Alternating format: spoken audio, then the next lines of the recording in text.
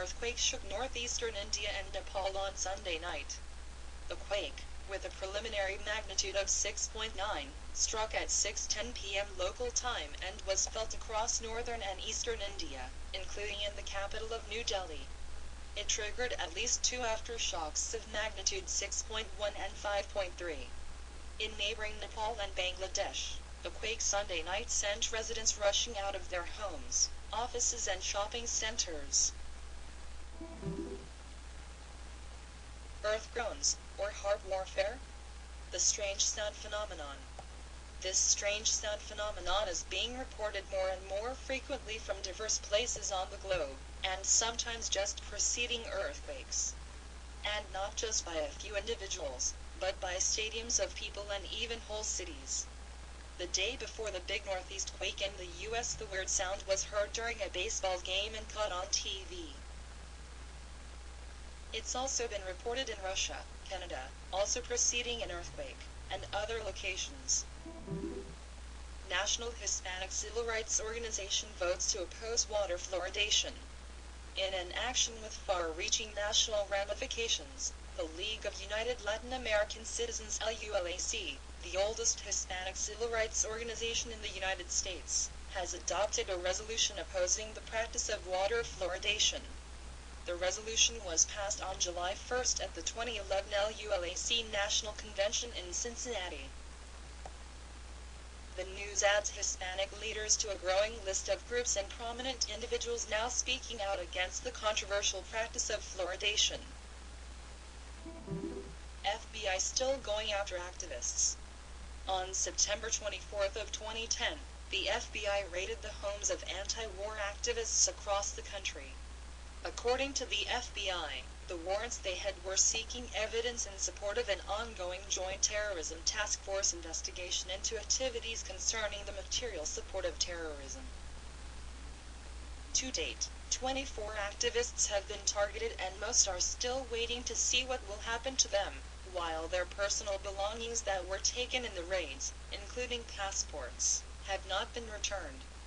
Jess Undon, anti-war activist whose home was raided, joins the Aliona show. NFL wants pat-downs from ankles up at all stadiums.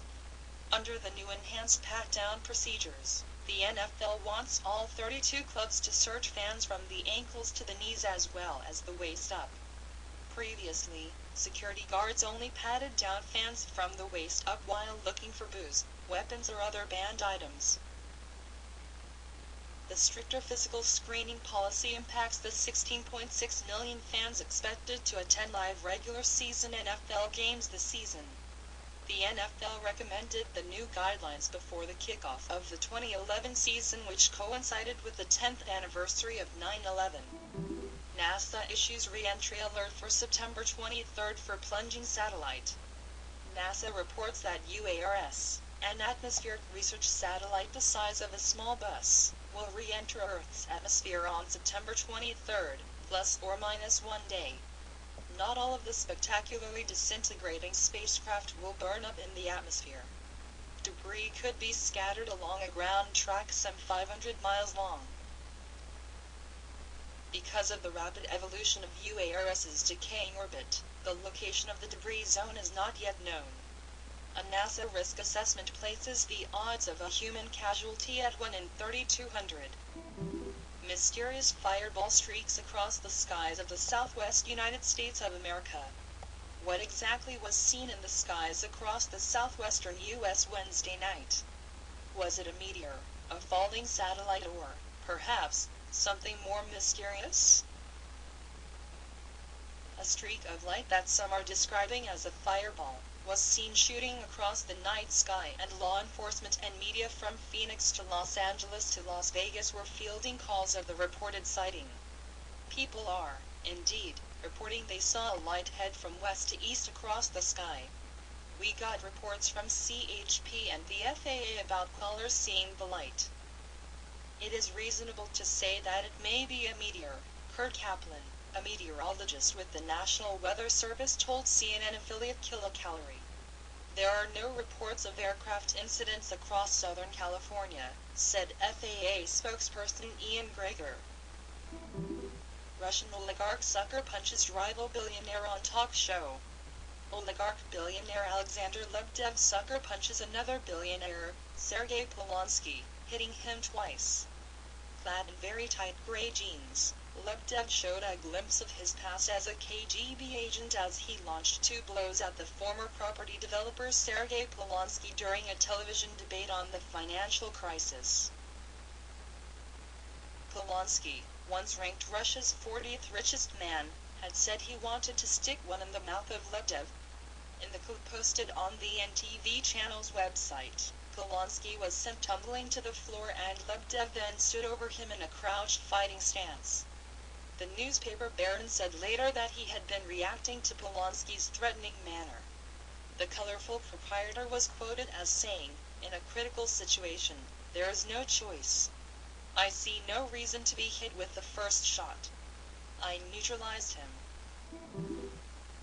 Internet Archive adds its 3 millionth scanned book. The Internet Archive's book scanning project just added its 3 millionth text. Unlike Google Book Search, the archive only scans public domain works, and, more significantly, places no restrictions on the scan's usage. Another significant difference is the archive's privacy policy, which, unlike Google, promises not to release your personal information without a court order. More than 100 people digitize books in Internet Archive scanning centers in 27 libraries in 6 countries. At 10 cents a page, we are bringing over 1,000 new books online every day. Subversive apps help citizens fight state silencing. When the Egyptian authorities realized protesters were using the internet to organize themselves in January, they came up with a simple solution. In an instant they disconnected the nation, cutting off anti-government dissidents from an invaluable resource. The outage inspired James Burke and Chris Pynchon, both members of the P2P Foundation, a group that monitors how data is shared online, to begin work on the Choke Point project. The idea is to compile a real-time interactive map of the entire internet and identify potential choke points, the physical and virtual locations where internet access could be easily compromised and who has the power to strangle them. Choke point projects map would allow people to identify the degree and exact location of a network outage, says Burke. So, even if a country's access to social networks, or the entire internet, is lost, people would have a better chance of circumventing network blockades. Tatooine-like planet discovered. Although cold and gaseous rather than a desert world, the newfound planet Kepler-16b is still the closest astronomers have come to discovering Luke Skywalker's homeworld of Tatooine. Like Tatooine, Kepler-16b enjoys a double sunset as it circles a pair of stars approximately 200 light-years from Earth. It's not thought to harbor life, but its discovery demonstrates the diversity of planets in our galaxy. Heavy rain warnings issued for areas of Japan. The National Weather Agency issued heavy rain warnings Sunday for several areas across the country, raising fears that further landslides and flash flooding were in store for the Kii Peninsula, which took heavy damage from Typhoon Talis. Another slow-moving storm, Typhoon Roke, the 15th of the season, brought rain early Sunday to parts of Nara and Wakayama prefectures, where landslides triggered by Talis produced natural dams that are now in danger of collapsing if additional rain accumulates. Obama going to Denver Airport late September 2011. President Barack Obama will visit Colorado in late September as part of a 3-state western swing, White House officials said Wednesday. Officials say they are still figuring out the president's itinerary,